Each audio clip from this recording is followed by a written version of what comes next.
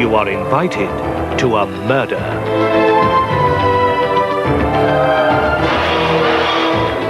Arlington Grange, home of wealthy Mrs. Peacock, whose tasteful collection of art and antiques is famous throughout the county. Colonel Mustard, ex-SAS officer, a welcome guest at the Grange where he enjoys dinner, a game of snooker, and the attentions of Miss Scarlet. Reverend Green, forever grateful to Mrs. Peacock for her generous support. Through her, he could realize his dream of a mole sanctuary. Professor Plum, American businessman whose shady interest in stocks and shares presently takes second place to his romantic pursuit of Miss Scarlet, who lives at the Grange with her stepmother. Her life is an entertaining round of parties, encouraging the affections of several men. Mrs. White, housekeeper and cook, she's particularly proud of her catering, especially when a famous guest is expected. 6 people with murder on their minds.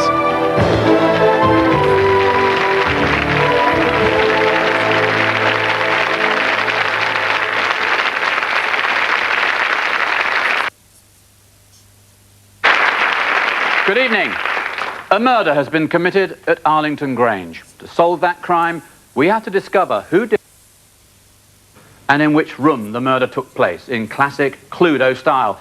And here to unravel the clues using both deduction and elimination, the man I'm sure who knows a thing or two about faulty dinner guest, Andrew Sachs.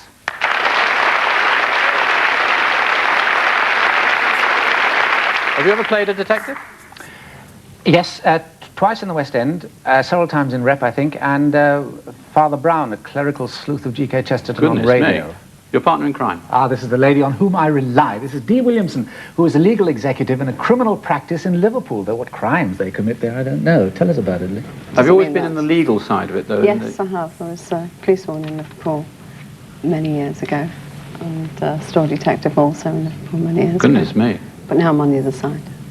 Formidable foe this evening for you, another well-known face whose first television role was indeed as a detective, Keith Barron.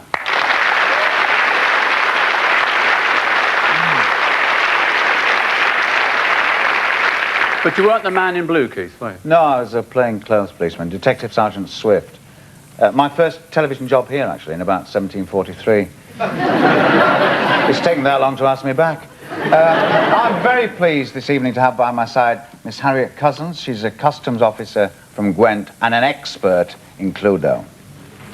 Now, Harriet, I mean, customs and excise are all about drug bust, for example. Do you get any experience with murder itself? Oh, no experience at all. But you have played Cluedo before? Yes, I'm the Welsh national champion. Say no more. Our detectives.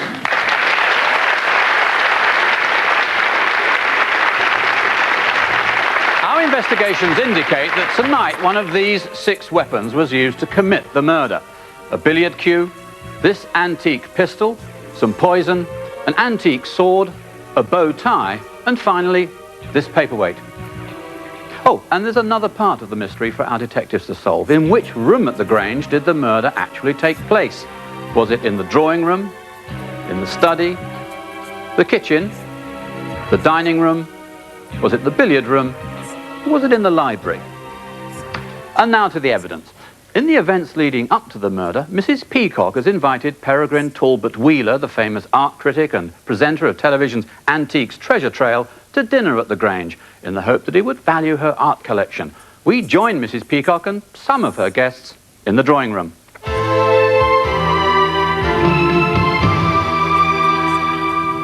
Have you read this article, Mother? He sounds awfully full of himself. Let's start without him. No, we can't.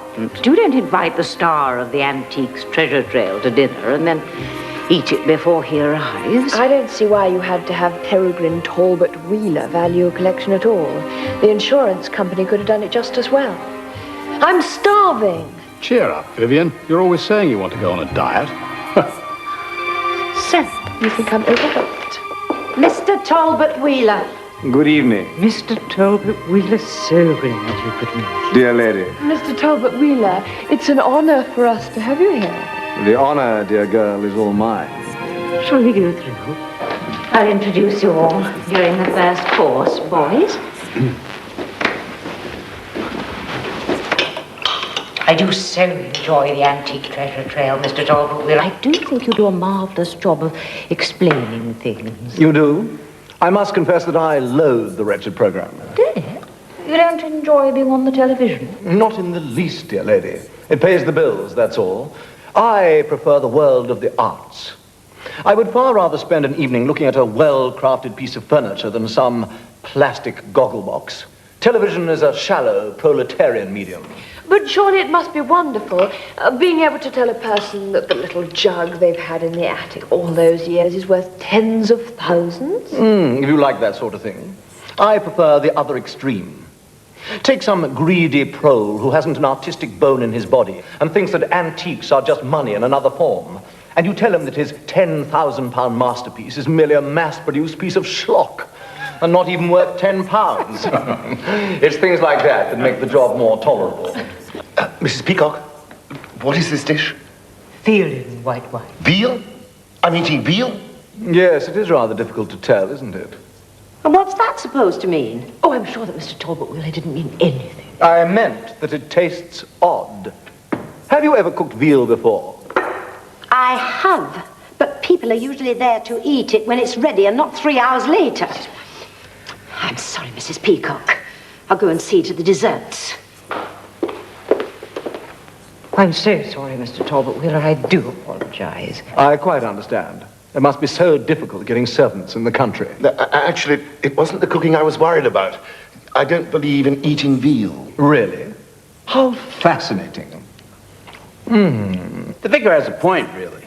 Some calves are kept in terrible conditions, but this isn't white veal, so it wasn't produced by mistreating the animal.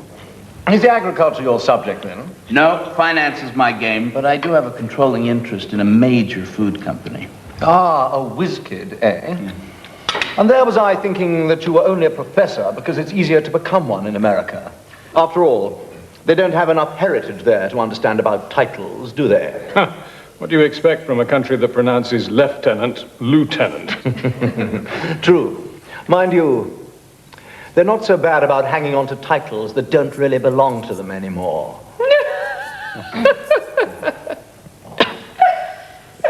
Starring John Hurt, Anthony Hopkins, and Roy Hattersley. Ill-mannered, boorish, self-satisfied, ignorant.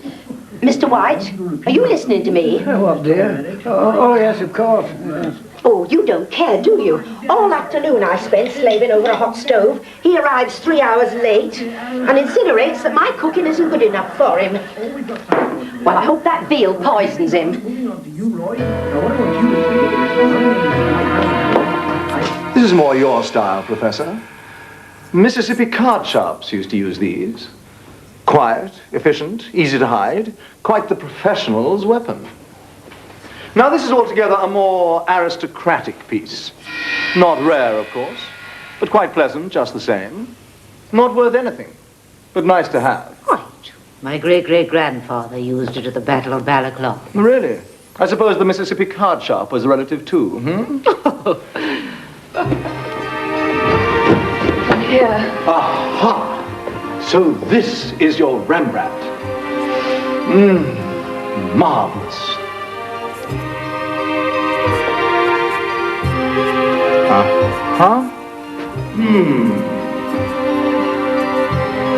Well, well. Please. Did Rembrandt have to paint with a rabble at his elbow? He did not. And am I to judge his work when nobody gives me any light? Please, I'll rejoin you later.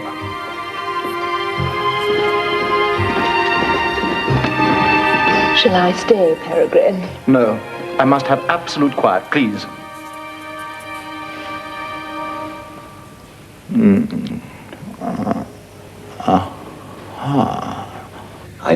I know, Talbot-Wheeler doesn't seem the type to lend his support to conservation. But I think with the right approach, he might be persuaded. Do you think I should show him the plans to my mole sanctuary? Jonathan, I really didn't. Yes, I'll go get them. They're just in the car.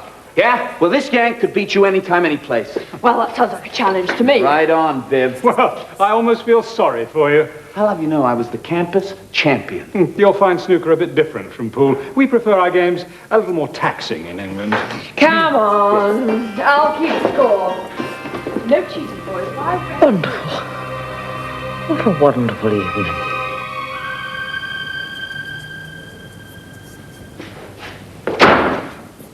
He is not interested. He does not understand the mole sanctuary. He cannot see that this is a golden opportunity to teach the next generation of gardener that a few heaps of earth are nothing compared to the beauty of the mole in the wild.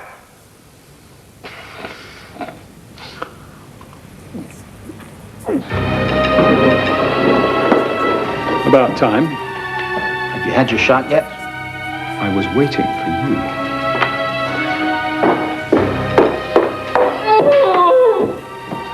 I think this has gone on long enough. Oh, I'm terribly sorry.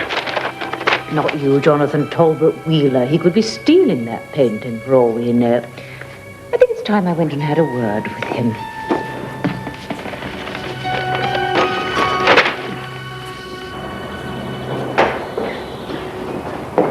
No, you were wrong. His car's still here. What can have happened to the man? Mrs. Peacock! Mrs. Peacock! He's dead, Mrs. Peacock. That fella, David Fowler's been murdered. Dead. So, TV presenter and art critic Talbot-Wheeler is found dead. And all the evidence points to these 6 murder suspects.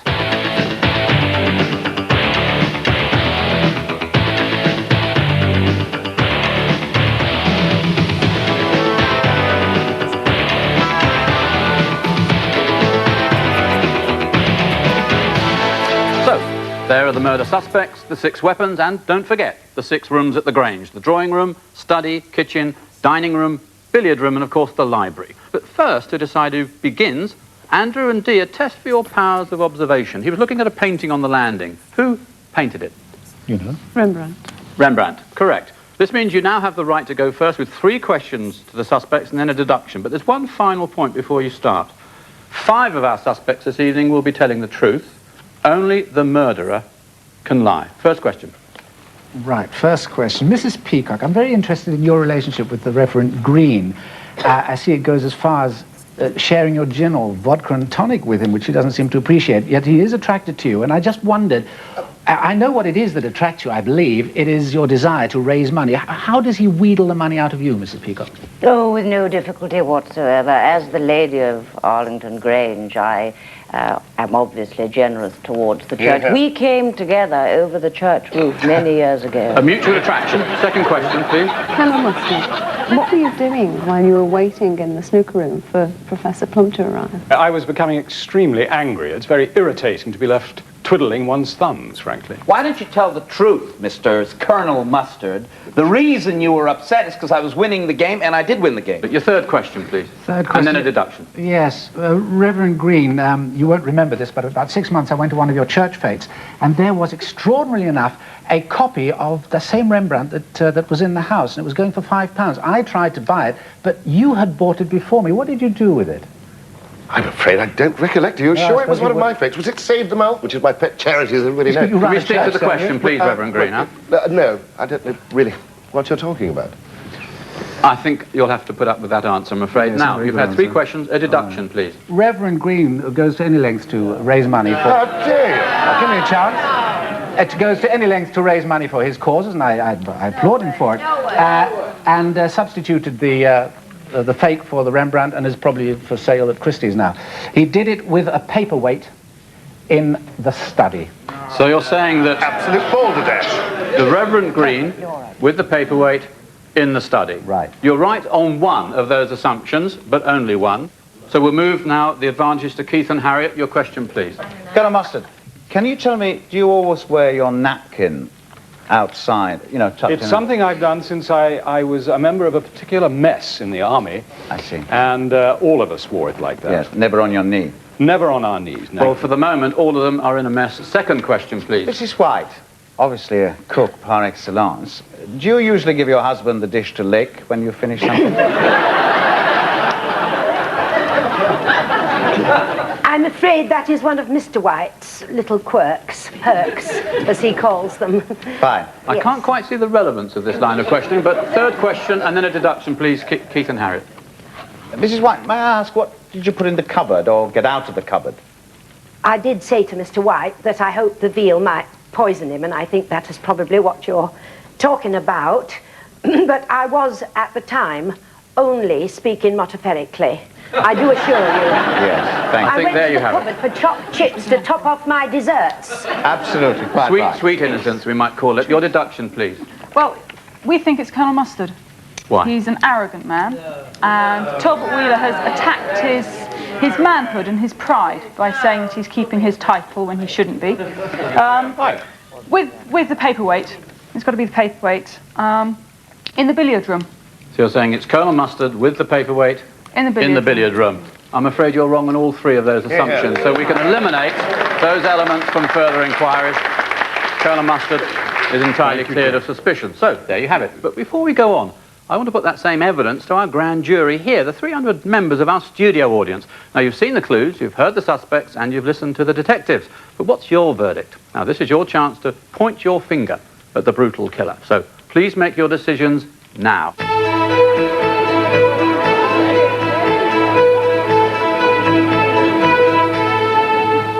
So our grand jury here in the studio has made its decision, and 1 in 4 of them, in fact, chose Professor Plum, 25%. No! I'm innocent! Time will tell. But 1 in 3 of you pointed the finger very clearly at Reverend Green. But I wonder if you agree at home. We'll take a short recess now, a few moments to collect your thoughts before we continue our investigation into the murder of TV personality Peregrine Talbot-Wheeler.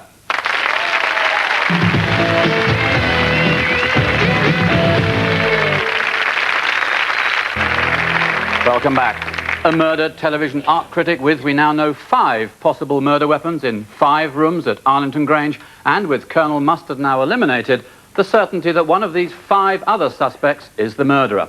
And at this moment, the finger of suspicion is pointing very decidedly at the Reverend Green. But before our detectives make a fresh deduction, some intriguing new evidence. Whilst Colonel Mustard was left alone in the billiard room, let's trace the movements of Vivian Scarlett and Professor Plum.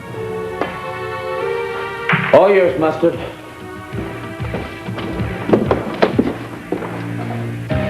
Oh, go on, tell me. I love practical jokes. Well, I wouldn't say it's a practical joke exactly, but it is pretty funny, though. Mind you, I doubt if your mother will be laughing. Go on, tell me. All in good time. Meanwhile, how's about you and me having a little bit of fun, That's enough of that. Uh-huh. But to decide who has the chance to apply this new evidence first, Keith and Harriet, to test for your powers of observation first, what was Miss Scarlett holding in the study? Oh, the paperweight. The paperweight, correct. Paperweight, correct. yes. This gives you then the right to proceed with the cross-examination, but because we're sort of nosing a bit more towards the truth, we're going to limit you now to 1 question and then a deduction, please. So a question. Mrs. White, do you always leap to the defense of your cooking quite so vehemently? I'd spent a long time. I'd spent the whole afternoon in my kitchen making the nice meal for the evening. I'm very sorry, Vicar, I'd forgotten about your not eating veal. There was a little bit of a slip-up, Mrs. White, there, wasn't it? Well, we were supposed to have fish, but we couldn't get it because there was trouble in the North Sea. Trouble in the North Sea. Trouble in the North Sea, your deduction. Trouble in the North Sea. Go for a deduction. Let your emotions run riot. Well, my deduction still has to be, unfortunately, Mrs. White. But we've got to She leapt to the defense of the veal rather too strongly. She left the room clutching a bottle. She's clutching a bottle now. Look at that. That's your deduction. I agree, Mrs. yes. White, with what weapon in which room? I think she probably poisoned his chocolate mousse. Mrs. White, with the poisoned chocolate mousse, in what room? Well, it'd have to be the dining room. In the dining room. So it's Mrs. White with poison in the dining room. You're wrong on all 3 of those assumptions. She's a wonderful woman. I can tell. Thank you, Professor.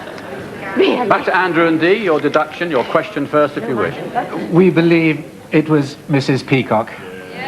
Why? Why, Dee? Well, she was jealous of her stepdaughter's attentions to all of the men around. Embarrassed. Jealous. With what weapon?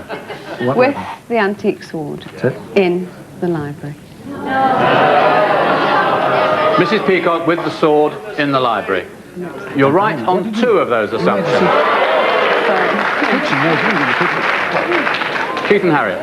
Go on, Harriet. After that, we've got to go for Mrs. Peacock with the antique sword in Why? the Why study. Mrs. Peacock? Because she's cool, she's calm, she's That's not a ice motive for cold. murder. But she's jealous as well. But you've She's young and attractive as well as her stepdaughter. And you've just said they were right on 3 counts. 2 counts. 2, yes, but the only count that we can work out was correct was the study. I'm totally lost. But you're saying that Mrs. Peacock, jealous of her stepdaughter? Oh yes, in the advances of Talbot-Wheeler, because she obviously liked Talbot-Wheeler herself. Would that be true, Smarming Mrs. over Peacock? Were you attracted to the television personality and art critic? Well, I have to admit that I was, but one couldn't be jealous of someone like Vivian. One could only approve or disapprove. Who did I he make disapprove. passes at, me or you? Darling, the way that you make passes, no one has a chance to do it. Your deduction then is Mrs. Peacock, antique sword in the study. Well, I can tell you, in fact, that the body was found in the study. All the evidence tells us that the antique sword was what dealt the fatal blow. But, Mrs. Peacock, it was indeed Mrs. Peacock.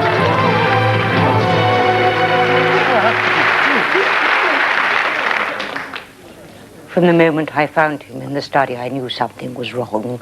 There was something so supercilious about him. I suppose you'd like to know about your Rembrandt, wouldn't you? Well, I can tell you it's complete fake. I had paid a fortune for a forgery. When it came out, I'd be a laughingstock. And then he noticed the look on my face. Buying the picture had been a grand gesture. It was more than I could easily afford, and certainly more than I could afford to lose.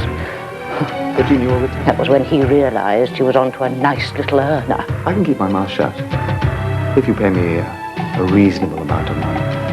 He was blackmailing me. Well, something snapped inside me. I have never felt so angry. Before I knew what I was doing, I had the saber in my hand.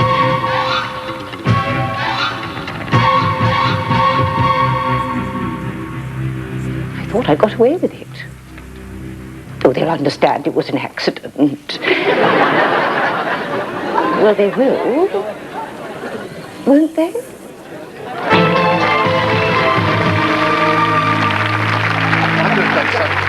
So, there we have it. Mrs. Peacock murders Talbot-Wheeler by using the antique sword in the study. Our apologies to the 5 other suspects this evening. You are, of course, totally exonerated. Thank you for your help in our inquiries, too. Andrew and Dee, our unsuccessful detectives this evening, our commiserations.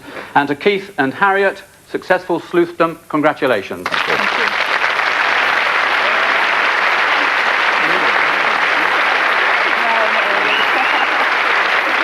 Join me again next week at the same time when, once again, I'll invite you to a murder at Arlington Grange on Cluedo. Good night.